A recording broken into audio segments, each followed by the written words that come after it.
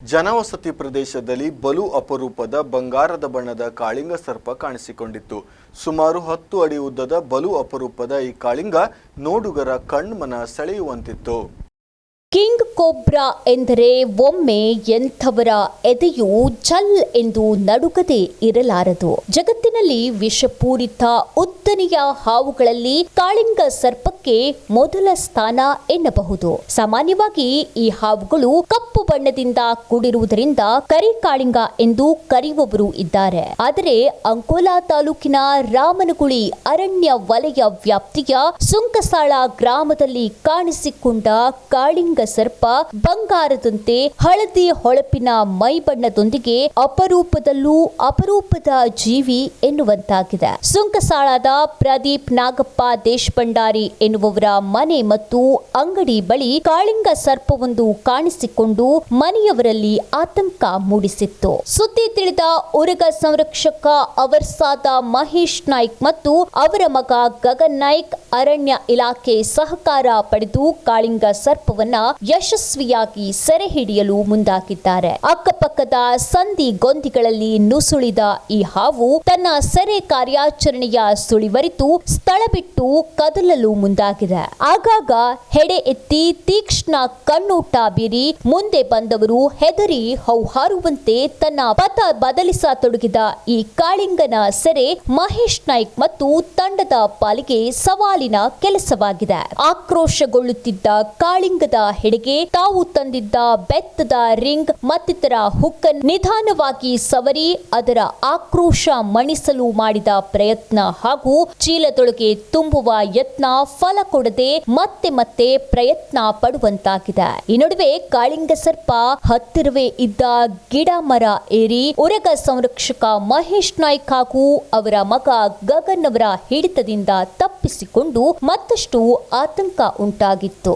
ಆದರೂ ಛಲಬಿಡದ ತಂದೆ ಮತ್ತು ಮಗ ನಿರಂತರ ಪ್ರಯತ್ನ ಮುಂದುವರಿಸಿ ಹಾವು ಮತ್ತೊಂದು ದೊಡ್ಡ ಮರದತ್ತ ಸಾಗದಂತೆ ಎಲ್ಲಾ ರೀತಿ ತಡೆ ಒಡ್ಡಿ ಬಳಿಕ ಹಾವಿನ ಸೆರೆಗೆ ಬೇರೆಯದೇ ಉಪಾಯ ಮಾಡಿ ಸುಮಾರು 20 ಫೂಟ್ ಉದ್ದದ ಪ್ಲಾಸ್ಟಿಕ್ ಪೈಪ್ ಒಂದನ್ನ ಹಾವು ಏರಿದ್ದ ಮರದತ್ತ ಲಂಬವಾಗಿ ಹಿಡಿದು ಹಾವು ನಿಧಾನವಾಗಿ ಪೈಪಿನ ಒಂದು ತುದಿ ಬಳಿ ಒಳಸೇರುವಂತೆ ಮಾಡಿ ಅದು ಇನ್ನೊಂದು ತುದಿ ತಲುಪುವಷ್ಟರಲ್ಲಿ ಪೈಪಿನ ಬಾಯಿ ಕಟ್ಟಿದ್ದಾರೆ. ಬಳಿಕ ಪೈಪನ್ನ ನಿಧಾನವಾಗಿ ಅಡ್ಡ ಮಾಡಿ ಇನ್ನೊಂದು ಬದಿಗೂ ಹಾವು ವಾಪಸ್ ಆಗದಂತೆ ಚೀಲ ಕಟ್ಟಿ ಭದ್ರಪಡಿಸಿ ಸ್ಥಳೀಯರ ಆತಂಕ ದೂರ ಮಾಡಿದರು. ವಲಯ ಅರಣ್ಯಾಧಿಕಾರಿ ಸುರೇಶ್ ನಾಯ್ಕ್ ಮಾರ್ಗದರ್ಶನದಲ್ಲಿ DRFO Hazrat Ali, beet forester Ningappa Biradar, ಅರಣ್ಯ ವೀಕ್ಷಕರಾದ ರಾಮನಾಥ್ ಲಾದ್ರು, ನಾಗರಾಜ್, ಸುಬ್ಬಾ ಸಿದ್ದಿ, ಮಂಜು ಮತ್ತಿತರರು ಕಾರ್ಯಾಚರಣೆಯಲ್ಲಿ ಪಾಲ್ಗೊಂಡು ಬಳಿಕ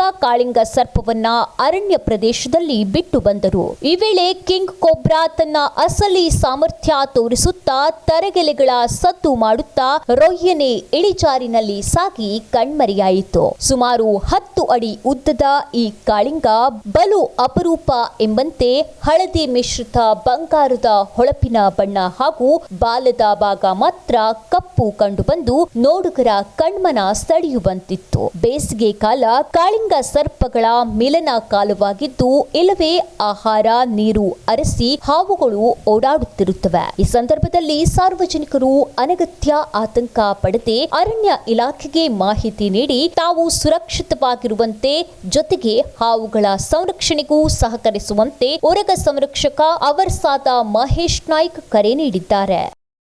ಇವತ್ತು ಬೆಳಿಗ್ಗೆ ಸುಂಕಸಾಳ ಗ್ರಾಮದಲ್ಲಿ ಒಂದು ಕಾಳಿಂಗ ಸರ್ಪ ಬಂದಿದೆ ಅಂತ ಫಾರೆಸ್ಟ್ ಇಲಾಖೆ ಮೂಲಕ ಪ್ರದೀಪ್ ದೇಶಭಂಡಾರಿ ಅವರ ಮನೆಗೆ ಅಂಗಡಿ ಮತ್ತು ಮನೆ ಒಟ್ಟಿಗೆ ಇದೆ. ಅಲ್ಲಿ ಒಂದು ಕಿಂಗ್ ಕೋಬ್ರಾ ಬಂದಂಥ ಸುದ್ದಿ ಬಂತು. ಸ್ಥಳಕ್ಕೆ ಆಗಮಿಸಿ ನೋಡಿದ್ರೆ ಅದೊಂದು ಕಲ್ಲು ರಾಶಿಯಲ್ಲಿತ್ತು. ಅದನ್ನು ಇದು ಮಾಡಿ ಹಿಡಿಯುವಾಗ ಓಡಿ ಗಿಡ ಹತ್ಕೊಂಡು ಎಲ್ಲ ಇದು ಮೇಲೆಲ್ಲ ಹತ್ತಿ ಗಿಡ ಹತ್ಕೊಂಡು ತುಂಬ ತೊಂದರೆ ಕೊಡ್ತು.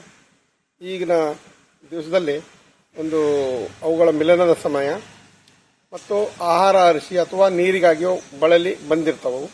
ಅವುಗಳು ಬಂದಾವಾಗ ನೀವು ದಯವಿಟ್ಟು ಗಾಬರಿಗೊಳ್ಳದೆ ಅದಕ್ಕೇನೋ ಅನಾಹುತ ಮಾಡದೆ ಅದೇನೋ ಕಡಿತಾರೆ ಸಾಯ್ತದೆ ಹಾಗೆ ಅಂದ್ಕೊಂಡು ಏನೋ ಅನಾಹುತಕ್ಕೆ ನೀವು ದಾರಿ ಮಾಡಿಕೊಡದೆ ಅರಣ್ಯ ಇಲಾಖೆಗೆ ತಿಳಿಸಿ ಅರಣ್ಯ ಇಲಾಖೆ ಮೂಲಕ ನಮ್ಮಂತ ರಕ್ಷಕರು ಯಾರು ಬಂದು ಇಲ್ಲಿ ಸುತ್ತಮುತ್ತ ಇರುವ ರಕ್ಷಕರು ಬಂದು ಪ್ರಾಣಿಗಳ ಈ ಉರಗ ಸಂತತಿಯನ್ನ ಉಳಿಸುವ ತಾವೆಲ್ಲ ಕೈ ಜೋಡಿಸಬೇಕಂತ. ಕಿಂಗ್ ಕೋಬ್ರಾ ಎಂದರೆ ಒಮ್ಮೆ ಎಂಥವರ ಎದೆಯೂ ಛಲ್ ಎಂದು ನಡುಗದೆ ಇರಲಾರದು. ಜಗತ್ತಿನಲ್ಲಿ ವಿಷಪೂರಿತ ಉದ್ದನೆಯ ಹಾವುಗಳಲ್ಲಿ ಕಾಳಿಂಗ ಸರ್ಪಕ್ಕೆ ಮೊದಲ ಸ್ಥಾನ ಎನ್ನಬಹುದು. ಸಾಮಾನ್ಯವಾಗಿ ಈ ಹಾವುಗಳು ಕಪ್ಪು ಬಣ್ಣದಿಂದ ಕೂಡಿರುವುದರಿಂದ ಕರಿ ಕಾಳಿಂಗ ಎಂದು ಕರೆಯುವವರು ಇದ್ದಾರೆ. ಆದರೆ ಅಂಕೋಲಾ